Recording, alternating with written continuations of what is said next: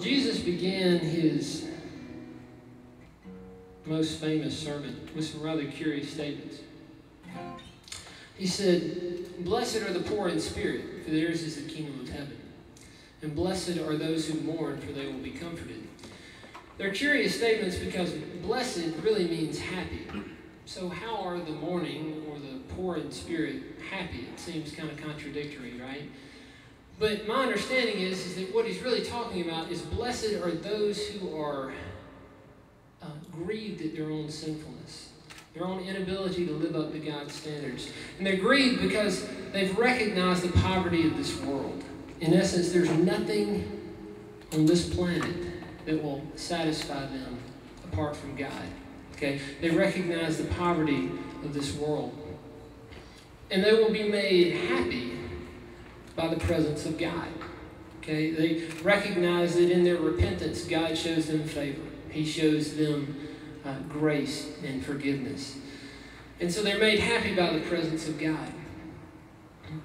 But if you listen to a few pop preachers out there, you'll hear messages that make you think that if you become a Christian, suddenly you get the Porsche, you marry the Miss America, you get the promotion, your bank account explodes, and your kids become angels, right? It's kind of a circumstantial happiness, right? You love Jesus, your circumstances start to shape up. But that's just not, let's face it, that's not reality, okay? God does like to bless us with wonderful things, but sometimes life's just tough, man. Things happen, But if you want to have the courage, not just to be a fair weather Christian, but to really be faithful to Christ when the circumstances are good and when they're not good, what you really need to do is be one who's out for the presence of God. One who desires above all things the presence of God, because that's what's going to give you a happiness that transcends circumstance, and that's what's going to give you a faithfulness, a power to be faithful when the circumstances are good and when they're not. So, without further ado, a little song called "Blessed Are Those Who Mourn."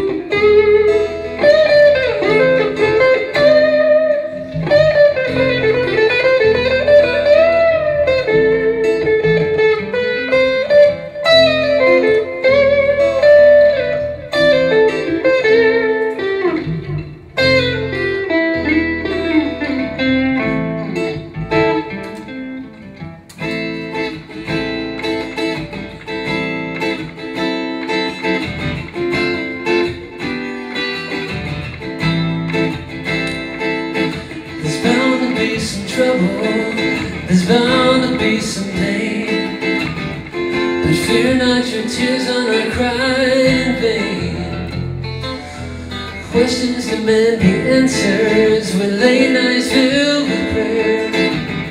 Dear Lord, I need to know that you're still there, searching for the dawn, though we feel so far away, striving through the night, resting till the break of day. Blessed are those who mourn, for they will be comforted.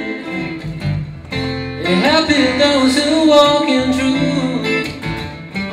Blessed are those who mourn, for they will be comforted and find we're not too far from you.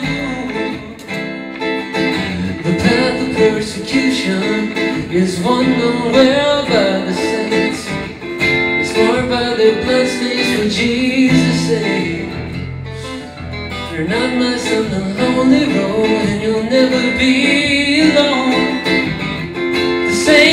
and let them will lead you on. Rejoice and be glad, for great is the reward of those who keep the path and walk humbly with the Lord. Blessed are those who mourn, for they will be comforted. And happy are those who walk in truth. Blessed are those who mourn, for they will be comforted and found we're not too far from you. No, we're not too far from you. No, we're not too far from you.